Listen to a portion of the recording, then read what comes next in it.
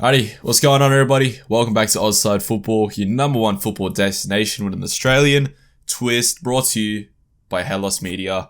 Of course, I've got Falky here with me in the Zoom call. Yeah, welcome. This is actually our first Spotify episode. Woo! Spotify! How exciting is that? So now you can listen to us when you drive to Woolies within your 5 kilometre radius. Yep, that's well. No further. Back on this in a few years with a laugh.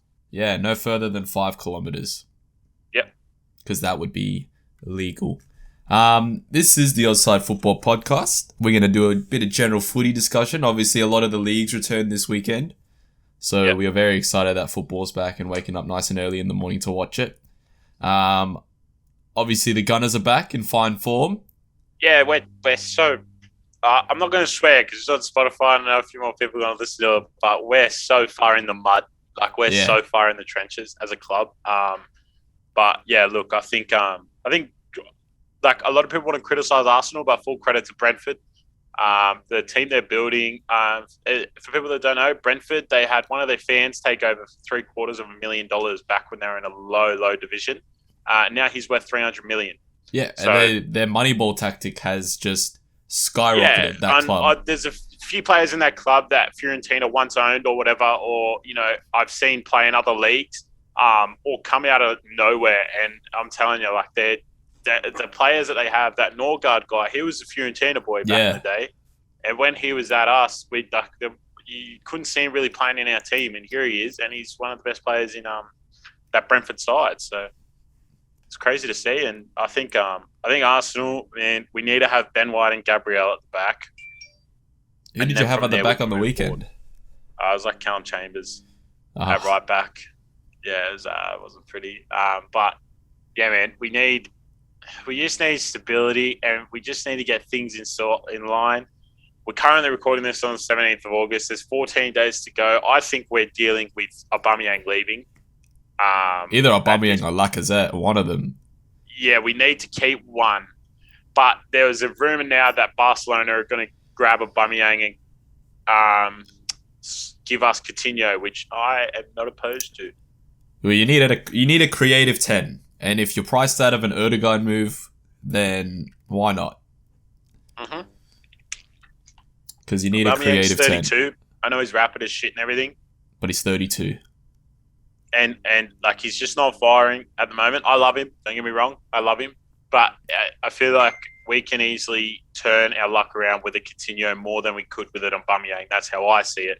Our results could get more turned around if we were to sign Coutinho and leave Aubameyang in the mud at Barcelona. But yeah, we'll see how it goes. A lot of Arsenal fans are like, "Oh, we didn't have Lacazette or Aubameyang," but you had Lacazette and Aubameyang last season, and the results were exactly the same. Yeah. So you can't pin the 2-0 loss to Brentford on that. Do you see that photo of Thomas Frank, the Brentford manager, celebrating with that kid on the sidelines? That's beautiful. Yeah. That's football. Yeah. Man, that's they're football. Good, like, everyone likes Brentford. They're a good club. I'm supporting them for a huge season. Oh yeah, honestly, they're a good club. I like Brentford a lot. Yeah, so I think Brentford are due for big things, but there were some other big results, man. Yeah. Do you have another game that you wanna talk about? I'd like to talk about the whole league. I think every game was a good game. We will get to the other European leagues very soon, but I'd like to say this: I was watching Leeds United while I was playing pro cards with the boys. I also was watching Leeds United. Yeah, Leeds United. Leeds did well for the first 50 minutes. They did really well, and I was just waiting for Rafinha to burst. Like, he was doing things well. He was exciting, and then it just never came. It just collapsed. Yeah, that midfield, like Matthias Klick and whatnot, they just kind of collapsed and fell to the powers that be that were on that pitch. Yeah. All credit to United. Poor Pogba, I love you. Graham Souness, I hate you. Good on your Pogboom. Pogba, man, I can't believe Souness said Greenwood was the star. Like, Pogba's gone out there and got 4 goals. Fernandes had a hat trick. Yeah. 4 assists. Yeah, Fernandes had a hat trick. Yeah. Like, but what's scary about United, bro, is you add a Varane next to Slabhead there. Yeah. Or next to Lindelof in a back three, whatever it may be. And then you add like Sancho for not maybe another 60 minutes. Yep. You add Rashford into that. You add a Jay Lings into that. I know that sounds dumb, but Jay Lings is truly in form. And suddenly, we're going, fuck. Yeah, Man United, huh? Yeah, Man United huh? delivering. But on your front, what did you think of the Everton game? It was quite interesting. That Michael Keane had error of the week, in my opinion. Error of the week. Get him out of my back line. Because that was shocking, and I was swearing at my monitor that I was watching it on. I was telling him to get fucked. Oh, sorry, Spotify. Yeah. I'll blur it. But yeah, no, good result. Rafa Benitez is fully at the wheel now at this point. If we had, I'm just saying it right now, if we had Carlo Ancelotti, we wouldn't have won that game. No, yeah, I can. I'm saying it right now because Carlo would not have coached that team to turn it around in the second half.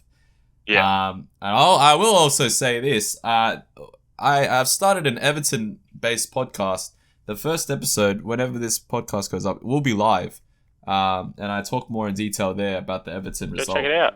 Yeah, go check it out. It's all under the OzSide and Hellas Media banner. It's brought to you by us. It's my podcast brought to you by me. So yeah.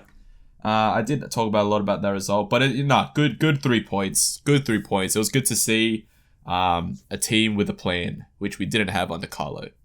Yeah, which I'm very happy about. Another result. Team's looking all right, man. That backline. Yeah. I know it leaked that shitty goal, but that backline looks all right. Building up. If we put Yerry, Mean, and Bet Godfrey there, we'll be fine. Fine. Well, yeah, it was Holgate that got put in the shitty position. Hey. Yeah. So Michael Keane did whatever the fuck, and then Holgate couldn't do nothing. I was like, Holgate's either got to get a red here, or he's just got to let him score. Yeah. And lucky he did the latter and let them score. Because I was just thinking, like, poor Holgate, bloke's trying to fight for a position for the past few years, and you're going to do that shit on the opening day. Yeah. Like, to him. Well, Michael Keane did the exact same thing against Man City. He tried to dribble the ball through Man City's midfield last game of last season. Buffhead. Anyway, I want to talk about Watford versus Aston Villa. Because everyone is saying Aston Villa is the second coming of Jesus Christ, and they got beat by Watford on the opening day. The Hornets get it done. They're new signings, man. Yep. Cucho Hernandez and Dennis. Yep. Yeah, Dennis is exciting. Tell you what I know. This is who Watford have. They have the shithousery of Dennis. Dennis went to Real Madrid playing for Bruges after they sold Ronaldo. He scored 2 fucking shithousery goals and did the Ronaldo celebration in front of a packed Real Madrid stadium. That bloke belongs in the Premier League. He is full of shithousery. Second coming of Vardy. But yeah, I think Watford played really well. The 3-2 scoreline does flatter Aston Villa a little bit, but Danny Ings scored in the 97th minute. So in my eyes, it's 3-1. And also, Danny Ings gave me some FPL points, so whatever. Yeah, same with McGinn for me. Yep, McGinn's finish was unreal. Yeah. Like, we won't talk about it because obviously it didn't mean anything, but McGinn doing McGinn things. I still think Villa, they need a click. It's like Leeds. Yeah. Leeds clearly showed that when they click, like Villa showed in that last 15 minutes, when they click, they put 2 goals on them in no time. But like, same with Leeds. When Leeds clicked in that first 45, those periods in the first 45 to 50 minutes, they were on. But as soon as United just broke out of midfield, there was nothing you could do about it. No, you couldn't. Oh, yeah. They just did a click. They brought in a whole new team, like a whole new attacking unit from one sale. So obviously haven't had much time to play together, but Danny Ings just does what Danny Ings does, and he scores bloody goals. That's what he does. Scores goals. Yeah, well, arguably to the game of the weekend that will most probably see the second biggest transfer go through in this window was Spurs and City. I did not expect that. So one of my mates talked to me about multis, and I said to him, I see City smashing them, but always put Spurs on to score on counter-attacks. Like, always put Spurs on to score a goal, because that's just what they do, and here we are. And I didn't expect City to not score, but clearly City lack something up front. They need a striker. Yeah, and like... Yeah, but saying that, like, if Kane goes, I hold the argument that Son and Lucas Moura aren't the worst top 2. Nah, they'll need to change their formation to where... Yeah, they will. They will. But Son and Lucas Moura up top is fucking scary. Yeah, Like, and then they'll play. And Nuno knows how to do it. He's done it with Adama. He's done it with Yeah. Pedro Neto. Like, he knows They'll how just to do play it. counter-attack. Yeah. They won't be like the old Spurs with Harry Kane up top where you have a focal point. You'll have two fast blokes just getting the ball on counter-attack. Yep. And Brian Gill to add to it, man. Yeah. Still got a few players to add. They didn't start Christian Romero either, or Brian Gill, so those two players still need to be acclimated and put into the team. So yeah, good on you, Nuno. And yeah, that midfield with like Højbjerg and like Ndombele and stuff is going to be awesome. I hate Spurs. I'm an Arsenal fan, but I love football, so I got to compliment it when I see it. Yeah, you know what? That was a win for football. I know. It was. That's it was. I know Spurs tried to go Super League on us, but I will back Spurs over that Arabic money any day. Yeah, I back Daniel Levy. That documentary, if you haven't watched it, go get it. Go get your Amazon free trial. That documentary was unreal. It's on YouTube too. Like, people just upload clips. But yeah, I think Spurs, that was a good win for them. It was a good win moving for football forward. too. But if we go to another side of London, we go to Chelsea Palace. Yes, that was another game. Trevor Chalobah, that's unreal. Trevor Chalobah. I loved his celebration as well. That was very wholesome. I almost cried too. Yeah. I almost cried too. Because I knew about it before, because his brother's Nathan Chalobah. Yeah. And I was just like, yeah, and I was just like, fuck, man. And I'm not sure if you saw it, and people may not have seen it, but back in like 08, maybe, it would have been 08, Chalobah and Mason Mount were the ball boys, because all the ball boys are the junior club, like all your youngins at the club. And there's a video of Messi walking over. This is when Messi had long hair. And Messi's walking over to take a corner in a Champions League game. And in the corner behind the signage on the sideline is Chalobah and Mason Mount. Yeah, right.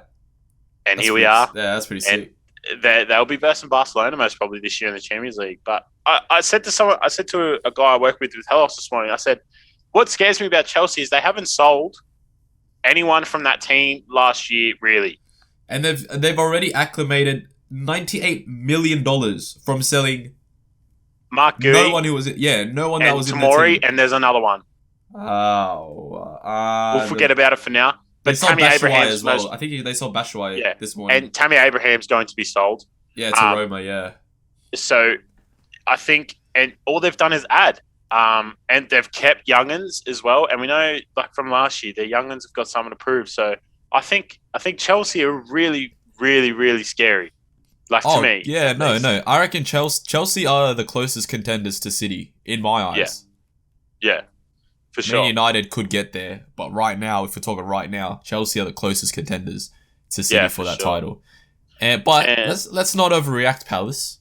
You've brought in a whole new bloody team. Oh, yeah. And a whole new manager. Wait till Christmas. There's nothing... just pick up wins where you can, but everyone needs to wait till Christmas, like Palace, Villa, Leeds, because that's when you can go, all right, we're in the mud here, or we're in the clear, and let's go for Europe. Yeah, well, look at Arsenal last season. They were in the mud up until Christmas, and then after Christmas, they were fine. And then look at Everton last season. We were great up until Christmas, and then we flopped after Christmas. So it's two halves. Even this first 3 games of the season, I feel like the season only starts after the international break, because then the transfer window's done. Your squad is your squad up until that January window. So that's when you finally go ahead and do your thing. Yeah, exactly. And Patrick Vieira will want to play a better brand of football than Roy Hodgson. Yeah, so for sure. God bless Roy, but God bless Roy. Yeah, no. Roy for 4 years brought stability to that club. It was great. Yeah. But actually, have you watched the Palace documentary? When Eagles No, I haven't. It is so good. It is so good. It's on Amazon as well. But it's not by the same people that made All or Nothing. Right. Oh, speaking of All or Nothing, the Arsenal All or Nothing. Yeah, that's going to be amazing. Yeah. Absolutely unreal. We don't... It's like I say to people, it's first game of the season. You have Arsenal could get relegated. Arsenal could end up in the top fucking 3. You have no idea where people are going to end up. It's like Spurs. I'm praising Spurs right now. If Son gets injured and they sell Kane, where do they go? What do they do? Like, I'd said Spurs was going to finish 11th. Yeah, well, like you just don't know who's going to end up where. Know. So that's the beauty of football. But winding back time to around 2 years ago, we saw beautifully the front 3 of Liverpool fire again. and Yes. unselfishly. I'm not sure if Yeah. you watched, but I just didn't watch, Salah but I looked for saw the Mane. highlights. Firmino looked for both of them. Firmino is the most unselfish player in that team, but Salah and Mane looking for each other. It was good to see. It's good to see. Obviously, it's public that there's possibly rifts there between them, at least on the pitch. So yeah, like it's good to see that they, were looking for each other and they just disposed of Norwich. Like Norwich didn't really even have a chance. Not realistically. Norwich was never gonna have a chance there. I Yeah, thought maybe but- for football's sake, maybe. But at the same time, man, Norwich they beat City when Yeah, exactly. City were indestructible. So Exactly. and they're Well, bringing in Norwich Josh as well. Sargent, Yeah, Liz Norwich Malou, needs a click. and Rashika. So they've got three They big got a click. signings, Yeah. and Chizolis, and a left back. I think is yet to add. I think they signed a Greek left back as well. They did, they but I did. don't know what his name is. Yeah. It's a big Greek name. We'll leave it at that. But It's great. It's great. I watched Wolves Leicester. Personally, Leicester looked the goods. They had so many players out, and they still look good. Look, Jamie Vardy's goal is arguably the most technologically best goal, like technique wise. That's the best goal of the weekend. He's only been in the league since what? He's 27 years old, and he's scored like 150 goals or something stupid Yeah, like it's that. ridiculous. But I'll say this: Ricardo Pereira to get that cross in, that is stupid. And if you're a young kid and you like football, you should watch. And your coach tells you need to learn how to attack. You go watch Ricardo Pereira. That Yeah. man knows how to defend and attack. And he's 7 getting points on older. FPL for that. 7. Yeah. 7 bloody points. What do you Ridiculous. do? What do you do? But I think we've covered almost every game in the league. Really? Also, Newcastle Yeah, In the that's mud. it. in the mud. I put money on them. Did ya?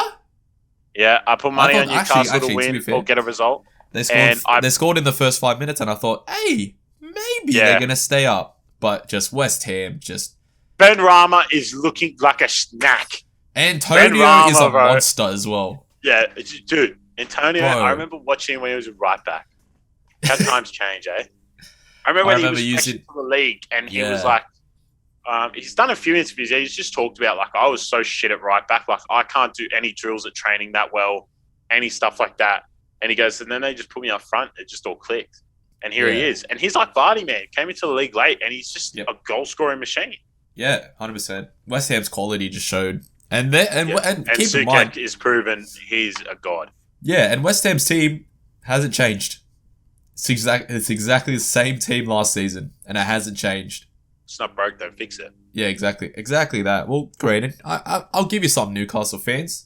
Didn't have Joe Willock, whatever. You didn't have no one, but I think who scored? I think it was Antonio's goal, like his actual goal, Yeah. and their defense just got Nowhere to be seen. ripped. Like Yeah. they didn't No, it's even great. press. Like it was so easy, Yeah. so easy for West Ham to create that opportunity, and it was just like, wow. Yeah, What are you doing? I agree, man. Well, what are they going to do? The owner doesn't want to put money in. They Yeah. want to give Steve Bruce a 3-year contract extension. Yeah. Just whatever in the mud. Look, we'll go across to the snooze fest. That was Burnley-Brighton. Brighton getting a valuable 3 points away from home. Yeah, People good on ya. underestimate how important that is, but when you're a team like Brighton and you go to a team like Burnley and you get 3 points Yeah. there, especially with 2 goals in the last 20 minutes, that's a big result for them, but it's not really a talking point in terms of football for No, it's just a whatever game. fans. But yeah, it is a big result for Brighton fans, and I'm sure there are. I Yeah. know there are some Brighton Aussies because of Moy. So yeah, but I'd like to go across to France. Okay. I'd Yeah. like to say this. People are going to laugh at me. I have a soft spot for a man by the name of Kalou. He plays for Bordeaux. He's Nigerian left mid. He was my first fast player I got on FIFA 21. He stayed in my team for months. Yes. 76 rated fast. Didn't know who he was before FIFA. I'll admit that. But he actually collapsed on the weekend. But he did get up whilst he was on the pitch, and he was okay. But sending my, thoughts and prayers to him. And yeah, it's quite sad. It's harrowing, seeing Yeah. that shit. Well, Did you see- that's exactly why the World Cup should have never been in fucking Qatar. Yeah, that's going to happen a lot. That's gonna Yeah, happen a lot, exactly. but it is what it is. But yeah, Marseille and Bordeaux. Marseille took 2-0 lead. Marseille do this, man. they either put themselves in a lead or put themselves behind, and they'll manage to salvage a point they or will three. fight their way to the win. Yeah. Yeah. And either way, they're fighting. They're never cruising or they're never getting back. No. They're always fighting. And if you've ever watched Marseille Ultras, the people that are in the fans, it looks like there's a fire there the whole fucking game. Like that stadium looks so intimidating. But Bordeaux, that volley, do you see it? No. On the left foot on the edge of the box. Oh my God, it was delicious. So Bordeaux should have won. They were 2-0 down and they should have won. But Marseille doing Marseille things. And Marseille got a red card from that Argentinian centre-back that's on from Dortmund. Oh, horrific challenge. It would have hit him like above the ankle socket. That's where his whole boot landed. Yeah, so that was a shocking one. But Monaco lost 1-0 to Lorient to a penalty from Kofi. Yeah. Nigerian boy up front for Lorient. He's quite the hero out there. And Jaden and I, one of our favourite teams as a collective for OzSide, Nice, got a 4-0 win over Lille. Dolberg masterclass with a double. They I watched that game and Nice really put them to Lille couldn't do anything. Yeah. They really had nothing. Lille seem a bit dimensional at the moment in terms of... Yeah. Well, Nice have Lille's manager, Christophe Galtier, and it just showed, like, Nice was so silky. Silky. We said it. Yeah. They've said it since the start of the transfer business. Like, they're fucking moving, man. They're moving. They were so good against Lille. And Lille just Dolberg's coming off a Euro, so he's got his confidence back. Yeah. Like, and then what's his name? The left wing, Amine Gouiri. He used to play for Lyon. He was great in that game as well. Yeah. But PSG obviously beat Strasbourg. Strasbourg it wasn't that easy of a win either. No, that's what I said about Troyes, man. Saying that, they've got to add Messi and Neymar to that. But Strasbourg, thing about them was they got themselves a red card. Like you can't do that against PSG. You just got to hold your fucking discipline. You just got to hold it. And Strasbourg do fire from the front. They got Ayork and another guy, I think Diallo, I want to say. But they have Ayork up front. So Strasbourg know how to fire in goals. And they were unlucky, man. They were unlucky. Yeah, they were unlucky. But they could have saying that, better, more chances. I will give respect to PSG a little bit. Did you see that Diallo ball? Yeah. Bro, that was nice. That was pretty nice. But let's go across to Germany. That was arguably the most exciting league on the weekend. If you want to actually talk about results and teams, I thought that was the most exciting on the weekend. I think... I don't know if a lot of people know this. I'm pretty sure Bundesliga stream every game live and free on their YouTube. Yeah, I'm not sure. But nonetheless, YouTube has all the highlights. That's what's good about the world we live in. So if you want to go watch whatever, or you want to watch these games after I mention them, that would be appreciated because that means you keep up with us. I'd like to say this. Team of the week, like just club of the week, was Mainz. They went and got a 1-0 result against Leipzig, and their defense... it was a Mukiele lead to goal, but it was Nkunku was in on goal, and I think it was Kevin Vidmar come out of nowhere and whacked him. Christopher Hack had another crazy block off a corner, and just the goalkeeping, like their defense was stupid, and they were ready to die for that club. I'd fucking die for you, Leipzig. I'd fucking die. But Leipzig were really unlucky, and Leipzig just got a click. Obviously, they're going into a post-Nagelsmann era. Yeah. But thing for Leipzig is there's a lot to take away from that. They created a lot of chances in different situations, if you know what I mean. Like, they weren't all one-dimensional situations. Just got to put the ball in the back of the net. You'll be fine. Full credit to Mainz. Niakate got the goal, the big French girthy centre-back. I'm a big fan of him. He's a big boy. And then we go across to Dortmund, who whacked Frankfurt. Yeah, that's the game that I watched this week. And Dortmund, Erling Haaland is an animal. Dead set. Force of nature. I saw a was that goal where he tapped through, like met the high boot. It's just like he doesn't even try. Like that's just whatever to him. Like if I did that, I'd pull my groin or something. Yeah. Like it's nuts. But I like the mentality of you're putting up a high boot, I'll put up a high boot, and the ref goes, oh sweet, we'll let that go. They've met at a high boot, both done and no one's touched each other. Let's go. Yeah.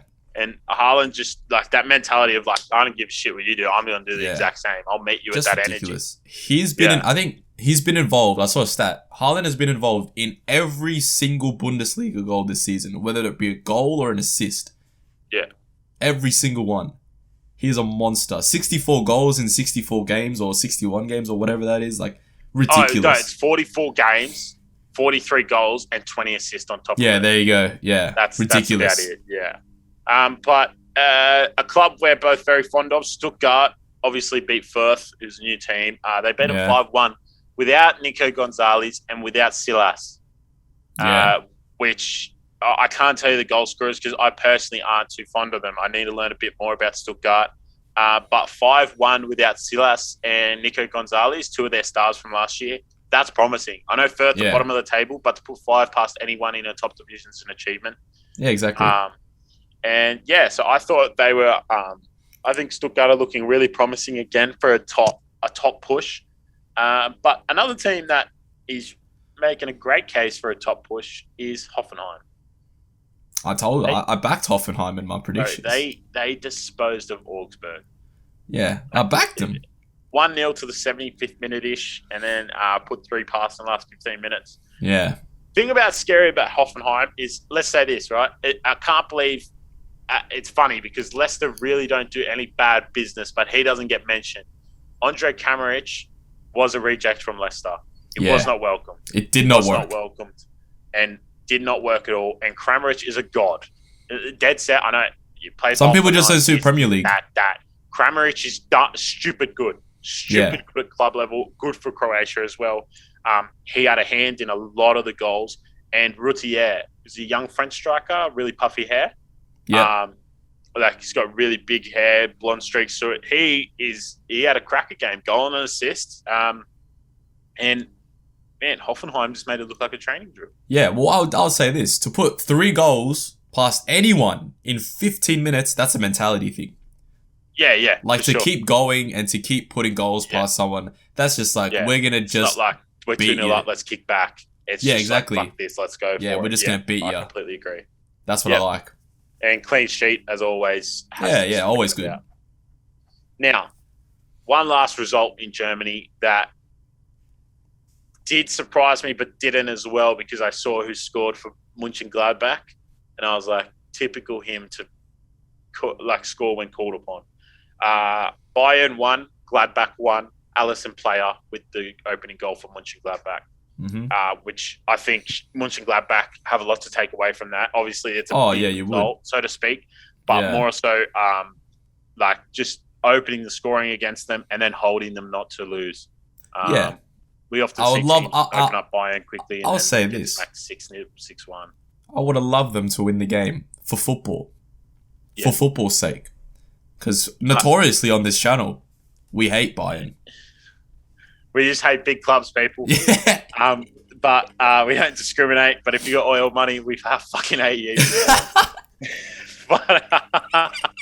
Bayern a little bit less than PSG. Yeah, but we can respect Bayern because they actually put through some of the youngins. But I think Mönchengladbach, man, they got that new house. I butchered his name, but you know who I'm talking about. Oh, I know who you're talking about. Yeah. And Alisson player up top, and obviously Thuram. So I think they got a lot to take away from that, and I think it was a good first week for the Bundesliga. I think I can't emphasize it enough. EPL, Bundesliga, Serie A, best leagues in the world. Like daylight. Yeah. The games you get between them and other, like Ligue 1, sure, it actually is quite entertaining for what people write it off to be. But in reality, Marseille and Nice were the only games you'd like to watch on that weekend. Whereas I got 6 games or 5 games here, I'd love to have watched the full 90 minutes if I could have. Yeah. But yeah, I think Hoffenheim and Stuttgart really showed like an intent to be like, fuck, we're gonna batter teams that are worse than us. It's not gonna be 2-0. Yeah, that's what you need. Yeah, and but the way they play, don't be too surprised if Dortmund come and put 4 on them. It's the same with Frankfurt. Frankfurt will do the exact same to those teams. Frankfurt will do the exact same fucking thing. They'll beat teams 5-0, 4-0, but the way they play, they can get opened up, and the reverse can happen to them. So yeah, that from a Bundesliga point, Kramaric and Mainz were collectively my favourites to watch. And we go across to Spain. I because I was more interested to see how Barcelona played against Real Sociedad. That's the game that I watched from La Liga. And I don't know. Wait, do you know if La Liga can have full capacity crowds? No, I think it's like the Bundesliga. I think it's a bit short of full capacity. Okay, I was going to say. I think it's still down to areas. I picked up on that. Yeah, okay. Because I was watching Barcelona, Real Sociedad, and my first instinct was, holy shit, there's a lot of Messi fans not there. Because that stadium was barren. But but then I thought about it and I was like, they've got to have some caps. The other games I watched, there's some games I watched, there was a lot of capacity, and then some games, like I watched like Madrid capital games and stuff like that. Like teams are playing Madrid and there was no fans really at all. So yeah, I think it's just down to populated areas type of thing. Okay, fair enough. My big takeaway from the Sociedad game was Martin Braithwaite. Bloody hell. Yeah. Chipped in with 2 goals. Good on him. Didn't he get the last assist? I think so, yeah. And then and Memphis Depay as well. That Memphis Depay free kick was very, very silky smooth. Oh, hey. The free kick was met with a beautiful free kick. Oh, it was. Barcelona almost checked. Yeah. They almost got checked. It was 3-2 and they almost fucking choked. Yeah, I know. They were 3-0 up. Sociedad showing that they can compete. Well, that's exactly it. The scoreline's flattering to Barcelona because the fourth came from a Sociedad missed opportunity that opened them up. Yeah, and it was just a counter-attack, and it was just there. Beautiful counter-attack. I won't take anything away from that. It was very well executed. But, Sociedad, to me, are proving quickly they're going to be a top club in Spain. They will be. That's exactly why I wanted to watch it. Barcelona's showing a bit of fucking heart. Yeah. A bit of heart. They don't have their boy anymore. And if you don't have your boy, what else do you have? Ronald Koeman? Who cares about him? No, but you got Memphis Depay, you got Antoine Griezmann, you got Pedri. Barcelona fans, it's an exciting time because it's a new era. Yeah, you need to rebuild your club. And the new president has... I think they said... I saw somewhere that they spent £8 million on a scout. Pay me. I'll do it for 50 grand. A scout in South America. And watch football. Pay me. Ridiculous. Ridiculous. £8 million. That is stupid money. That job should be no more than like $500,000 because that is the most enjoyable job in the world. Yeah, exactly. What's most confusing about that Barcelona South American scout shit is Barcelona actually have a Barcelona club in South America that play in the Champions League of South America. So why would you need a scout when you could just call them up and go, hey, we're going to send one of your boys out to watch the rest of the league and we want you to sign him for that club and then go from there and then we'll just bring him across. I think that's the problem. With their clubs. I think they are net negative $431 million in debt. Yeah. And that's why you can't have Messi again. Yeah. Because you ran your club to shambles. PK, I love you. You have an amazing wife in Shakira. But yeah, he also has an amazing... Have you seen PK's Instagram? It's just all the same face. Yeah. He just does the same pose. It's amazing. Yeah. But yeah, no, I respect the take the pay cut and score the opening goal. That was quite fitting. But I don't like to talk about big clubs that much. I really don't. Don't like Barcelona. Sevilla come out and show you how to fucking do it. Eric Lamela eat your heart out. Yes. You see that? I did. Bro, Koundé delivered a ball to Idrissi. Koundé was well in his own half and it met Idrissi in the penalty box. And Idrissi takes this pinpoint perfect touch to go around the keeper. Keeper, this is why I like Idrissi. Keeper holds him and is pulling him. He could have easily dived. He stood up, turned around to the ref and goes, that's a red card. And ref comes straight over and gives the red card to the keeper because the keeper had no intention of playing the ball and was last man, denied goal scoring opportunity. I respect him for not diving. I really like that. Sevilla and Nisri will be one of the best strikers in the world. He is very good.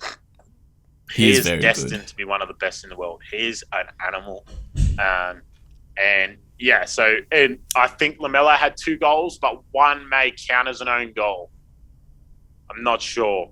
It came back to him and it took a mad deflection, but I'm not sure if it was on target in the first place. But nonetheless, Lamela got on the score sheet, did his part, and Sevilla looking really, really tidy.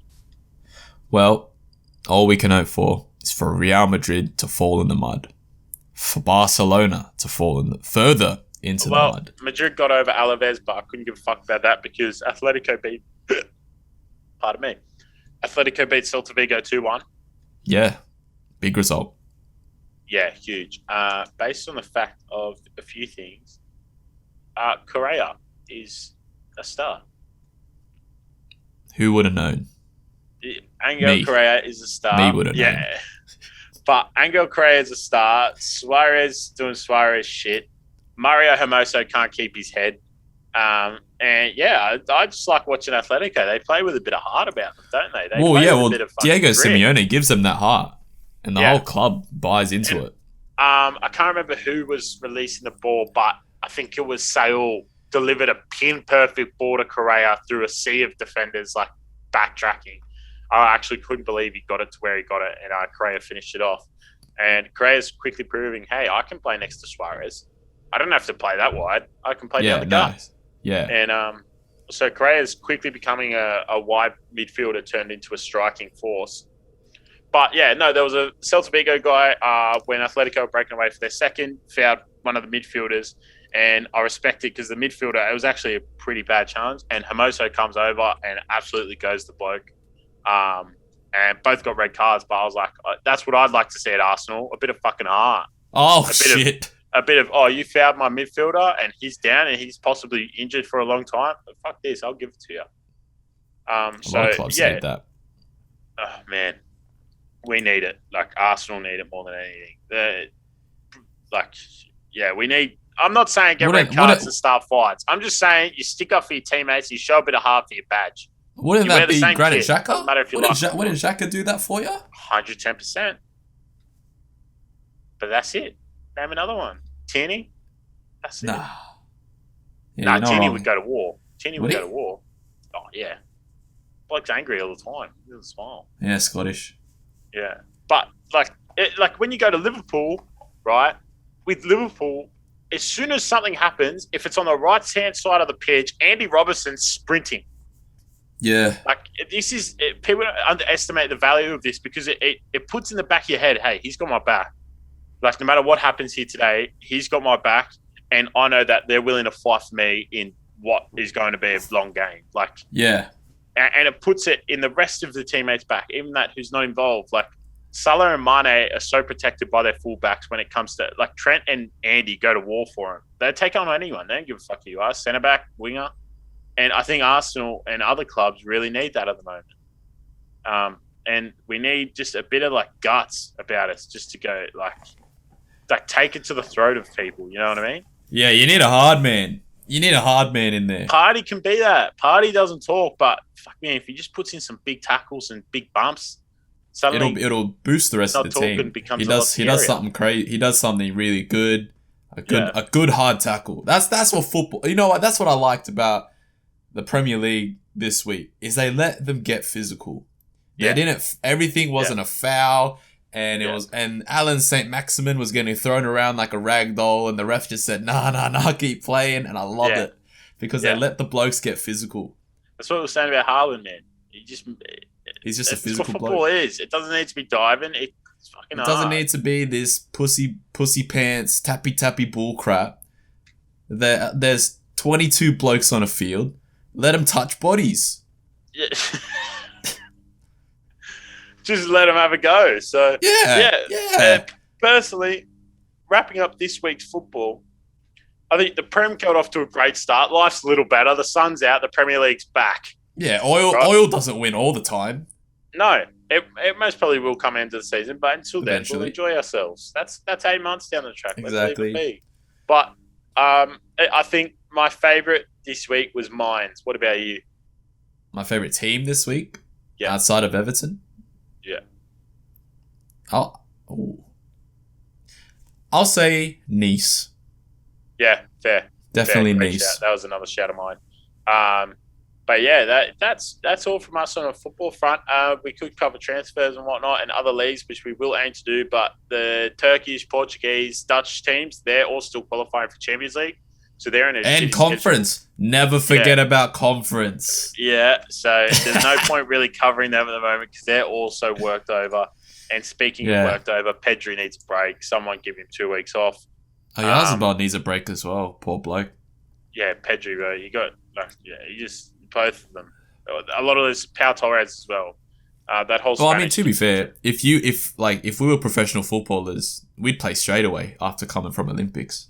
No, I know you'd want to play, but at the same time, imagine you'd lose motivation. I guess so, yeah. But maybe they don't. Maybe they don't, and we'll give them the benefit of the doubt. But until then, thank you for watching. This podcast was brought to you by Hellos Media, presented by Hellos & Co. Hellos & Co. We have championship season already, coming. Yeah, and if you haven't already, OzSide FPL is active. The code, and Jaden will put it here, is 508, somewhere and then there. all lower letters, SFH. Yes. So that's the code. Join it. We've got a group which we're, talking. We'll be posting like who has great weeks, whatever. Jaden and I will most probably ask people in the group to hop on the potty as well. Yeah.